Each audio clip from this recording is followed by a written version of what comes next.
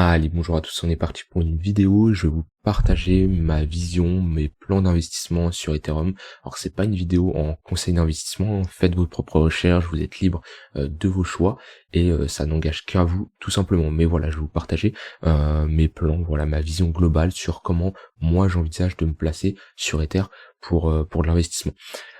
Ether qui est l'une des cryptos que je possède le plus d'un point de vue investissement long terme, vu que c'est celle où on va dire d'un point de vue ratio gain-risque, on est le meilleur de mon point de vue. Après voilà, c'est vraiment subjectif. Vous pouvez préférer une autre crypto que Ethereum, mais voilà, moi je vous présente mon plan d'investissement. À l'heure actuelle, alors ça c'est quelque chose qui peut évoluer en fonction du temps de quand vous regardez cette vidéo, mais j'ai trois capitales qui sont différents. J'ai un capital de trading, j'ai un capital d'investissement sur on va dire des valeurs un peu plus sûres sur du long terme où j'ai une horizon de 3, 4, 5 ans. Donc on va y avoir tout ce qui est Ethereum et d'autres cryptos. Et je vais avoir un capital dédié à de l'investissement, on va dire, assez risqué, où je vais plutôt récupérer rapidement des profits et sécuriser rapidement mes positions. Donc là on va s'attaquer tout simplement au portefeuille long terme. Actuellement je suis plus on va dire je suis à 40% de cash et 60% de crypto. On est sur un bottom, donc en général quand on est sur des tops de marché, on va plus avoir 30% de crypto, 70% de cash, puisque on est sur un top de marché, donc voilà, on commence à sécuriser son cash, et sur un bottom de marché, on va plus rallouer du coup des USDT contre de la crypto et recréer tout simplement un portefeuille pour les prochains mois, les prochaines années, tout simplement. Donc sur Ether, j'en avais repris quand on avait fait notre triple bottom au niveau des $1300 à peu près. Voilà, j'avais une entrée vers les $1300, peut-être sur le pullback de cette bougie, ou voilà, en tout cas vers les $1300 j'avais un prix moyen où j'avais ralloué une partie de mes USDT en Ether, puisque ça m'avait l'air d'être enfin moi dans ma stratégie, j'avais mes conditions qui étaient réunies pour me placer pour avoir un bon positionnement d'un point de vue localisation, donc là où se trouve le prix, d'un point de vue momentum, d'un point de vue structure, j'avais mes conditions qui étaient réunies. Donc ça c'est juste pour vous prévenir. Et maintenant comment je compte réagir, comment je compte m'adapter au marché. Déjà, j'avais précisé dans une vidéo, si on retourne, donc on est à peu près ici. Moi ici j'ai aucune raison de me placer, tout simplement parce qu'on est beaucoup trop haut, on n'est pas dans des zones de Fibonacci intéressantes, et par exemple si je me mets en weekly, moi dans mes plans d'investissement j'aime bien, je m'oblige à être dans la zone de rechargement, donc entre les 0,118 et les 0,786 de Fibonacci. Donc voilà, c'est une de mes conditions, on y était parfaitement ici, et actuellement ici on était beaucoup trop haut pour avoir un potentiel placement, et j'avais bien précisé dans une vidéo que j'attendais un retour sur la ligne de coup du W pour voir comment le prix allait réagir. On était sur un potentiel W et j'étais prêt à rallouer une partie de mon capital si on cassait cette ligne de coup. Malheureusement, on a capturé la liquidité, mais la structure pour moi n'est plus d'actualité, vu qu'on est toujours dans une tendance baissière tant qu'on ne fait pas un nouveau W. Moi mes W, il me faut toujours un creux, le deuxième creux supérieur au premier creux. Donc ici on a bien des creux qui sont supérieurs au premier creux. Et ici, on n'a pas un creux qui est supérieur au deuxième creux.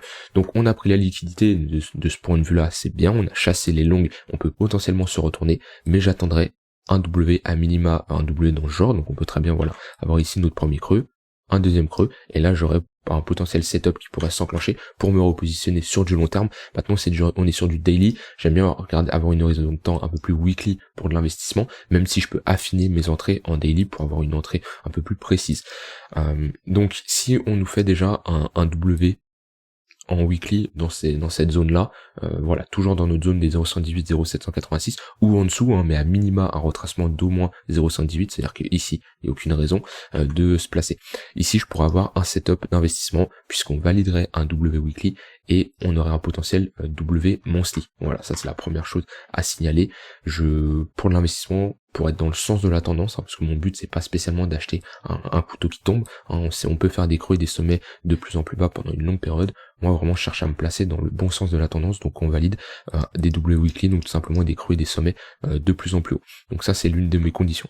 Donc si sur notre ligne de coup on structure quelque chose de bullish, donc un W weekly, je rallouerai une partie de de mes USDT en Ether parce que ça me serait une entrée très pertinente. Ça c'est la première chose. Si on ne fait pas ça malheureusement et qu'on casse le plus bas qu'on a instauré ici, eh ben j'attendrai de revenir dans des zones de localisation qui me paraît pertinentes, c'est-à-dire déjà on a hop le fait de revenir chercher notre ligne de coup au niveau des 383 $, ça me serait de mon point de vue un point intéressant. Donc là ça serait un niveau que j'attendrai et on aurait aussi ce niveau là qui est une belle résistance aussi au niveau des 520 $ environ. Donc voilà, on pourrait rechercher cette zone là. On a tout simplement ici deux zones très pertinentes pour faire de l'investissement. Donc voilà, ça serait notre première chose. Ici on pourrait combler notre zone d'imbalance.